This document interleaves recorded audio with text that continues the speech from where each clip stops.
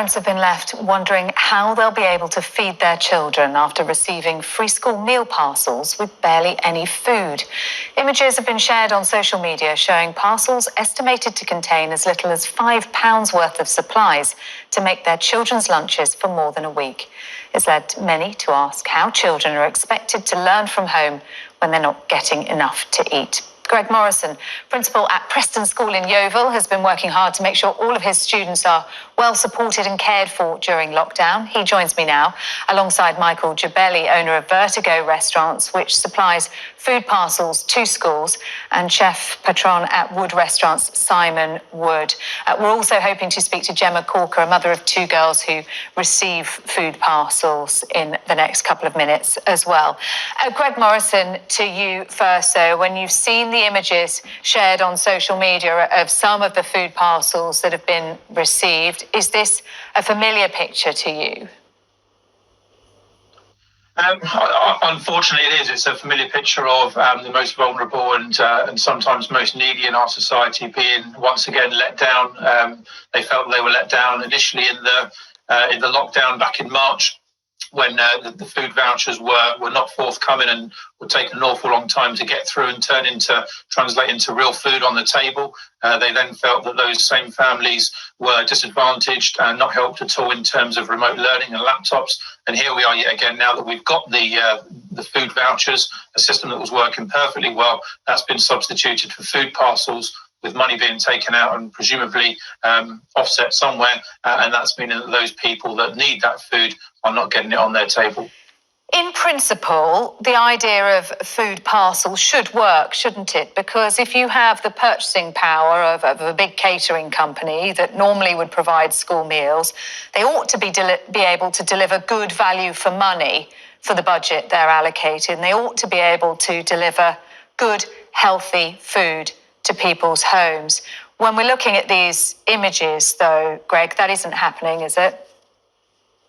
It's not, and the issue is that the £15 a week that the young people get to spend on food, £3 a day, is being top sliced in terms of delivery costs, in terms of other overheads, I would assume, and that's meaning that young person isn't getting their full allocation. You know, when you look at the pictures, my son was watching earlier on, as we watched on Sky News, and he saw the picture on the right-hand side, and he said to me, food for 10 days, I thought that was food for one day. You know, if that's such a treasure chest of nutrition, then I would challenge our chef friends here. I would challenge the MPs who get heavily subsidised meals in the House of Commons to be able to cook up a really decent meal and live on that for 10 days. Yeah, let's bring in Michael Gibelli, the owner of Vertigo Restaurants. And Michael, just tell us what it is you're doing for schools at the moment. Well, we've supplied food parcels since the beginning of April, the end of March. What I will say, though, is the voucher scheme is the way to go with this. It gives families a little bit of dignity. It allows them to go out and buy what they need from the shop. So, you know, they may be receiving a loaf of bread, but they might already have a loaf of bread in. They may have children with dietary requirements or special needs that mean they can only eat certain foods. So the voucher scheme is the way to go. For a small number of families who may not have mobility to get to the supermarkets, or they may be shielding, then a food parcel can be a good alternative. And we've supplied food parcels since April. I think you may have seen earlier on the contents of what was in our food parcels. Yeah, I think we've got that some picture. Of the ones. Yeah, so just talk us through what you provide then in your food parcel, Michael. Well, there's bread, there's meat. If families want meat, they've got eggs, they've got fresh fruit and vegetables. There's some treats in there for them as well. We work with local suppliers who tend to supply restaurants who've been shut for this time, so they've repurposed some of their ingredients, and we don't charge any profits on this. We deliver everything at cost price. And you can do this within the budget? Yeah, that costs £15 a week for 2 weeks. That's a £30 box of food there, because we don't cream anything off, and our suppliers work at really reduced cost because it is going to families who are in need. And when you contrast that with some of the boxes that we've seen that are just absolutely disgraceful, they are literally charging £15 a week for £3 or £4 worth of food. It's degrading to the children who are receiving these parcels. they need to give that money back. They need to apologise to the families. And some of these companies should be barred from ever bidding for public sector contracts, because that is taxpayers' money that they are stealing, and they are taking it away from the most vulnerable people in society. Yeah, I mean, just looking at some of these boxes, some of them have barely got any meat in them. They've got a tin of tuna, if they're lucky. There's a lettuce, potentially. Well, you tell me many primary school children who'll eat any lettuce, and not particularly much nutritional value in them. Some cheese sandwiches in this one, and a couple of jacket potatoes maybe, but it's certainly not going to last a week, let alone 10 days. Let's bring in Simon Wood of Wood Restaurants. Simon, when you look at some of these images, I mean, it's your job to come up with creative solutions. What could you do with what is being provided to some of these families? I think the one thing that I will say is when you look at the Vertigo box, I spent 90 seconds and wrote this big list. Now, you won't probably be able to see that at home, but you could quite comfortably feed a family of 4 with that nutritiously. The other boxes that are seen, even the most skilled chef would be defeated with what's in front of him. You could make a cheese and ham sandwich, maybe beans on toast, potentially a jacket potato. But as far as nutrition goes, there's nothing in there. There's no grains, there's no rice, pasta, pulses. You know, these things are non-perishable and can go a long way with just a little bit of expertise and a little bit of care. And we're not seeing any of that in these parcels. What we're seeing is the bare minimum to get by for maybe, a family of 4 for the afternoon.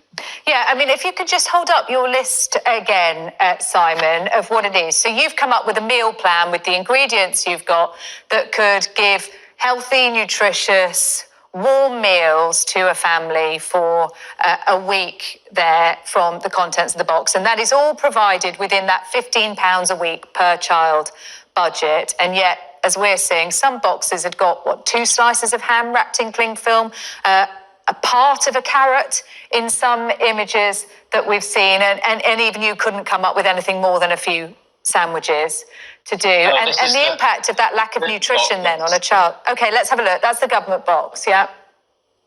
If you were lucky, based on some of the images that I've seen. Yeah.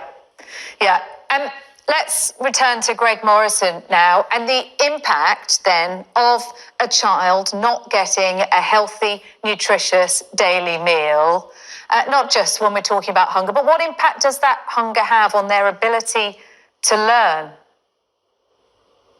Well, it hugely impedes it, but of course, prior to that, it hugely impedes them as people. Of course, in schools, we want our young people to learn, but we also care about their development, their maturity, and how they're developing as young people. We get them at 11 years old in secondary schools and say goodbye to them at 16 or 18 years old, and we want them to have developed in every single sense of the word. They just can't do that, and they just can't learn properly if they come into to school malnutritious.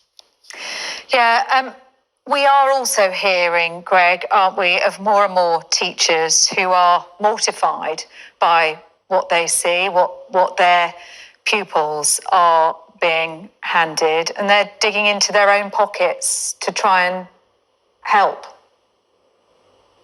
Absolutely. I know the staff at Preston School in Yeovil have certainly done that. Children will have been benefited up and down the country from teachers in all schools, I'm sure, at some point doing that. And it really shouldn't need to be that way.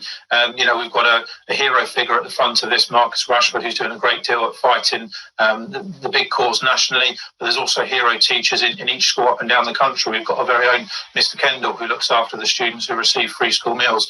And him and his staff across the summer, across lockdown and again over the Christmas period, have been delivering food parcels that the school staff have put together, that our families have donated to, the communities have donated to, and it shouldn't need to be that way. Unfortunately, it is. One of the other points, Greg, that was raised by Marcus Rashford is that these meal parcels are providing 1 meal a day. I mean, not all of them look like they're even doing that. 1 meal a day, but many families will have been relying on breakfast clubs as well to give children the best and most healthy start to the day. Absolutely, and whilst we all understand the reasons that schools aren't open to the vast majority of students at the moment because of the pandemic, we all want to get back. We work in schools because we care about young people, and that means a whole wraparound for them. It's not just the 5 lessons a day that they have. We have many students who access our breakfast club. We have quite a few students who, during the course of the school day, we actually probably provide the equivalent to 3 or 4 free school meals worth whilst they are with us, because we know that is our chance as leaders and as teachers to sort of get as much nutrition into them as we possibly can, because perhaps that doesn't always happen outside of school. And that's a sad situation, and we want to get back to being able to help those young people as best we can, as quickly as possible. And Michael, the government now looking into this and says the images they've seen of the food parcels are completely unacceptable. It's under review, but I'm interested. You think that free school meal vouchers are preferable to this? I was discussing with Greg earlier. You would think, in principle, wouldn't you, that if you do a big mass order and you've got a big company like some of these companies that are providing the free school meals, they ought to be able, with their purchasing power, to provide a hell of a lot more than a family could necessarily get by going to the supermarket themselves, and yet that's not happening.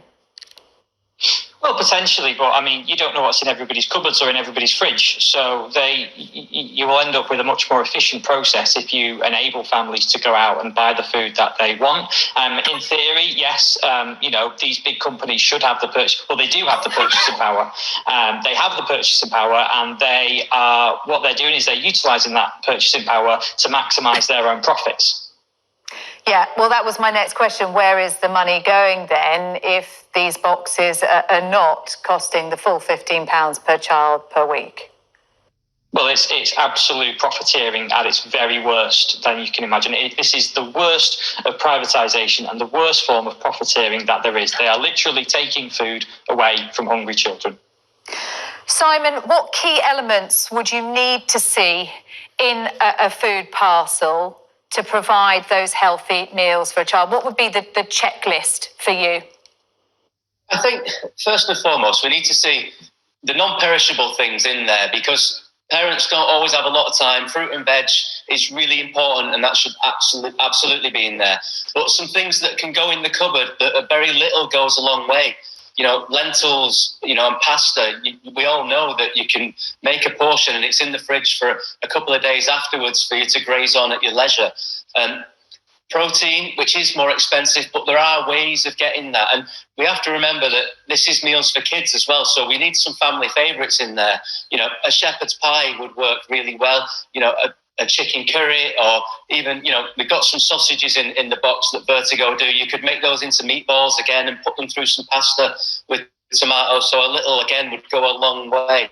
One thing that I think there should be a staple set of ingredients to be determined by people that are experts in cuisine.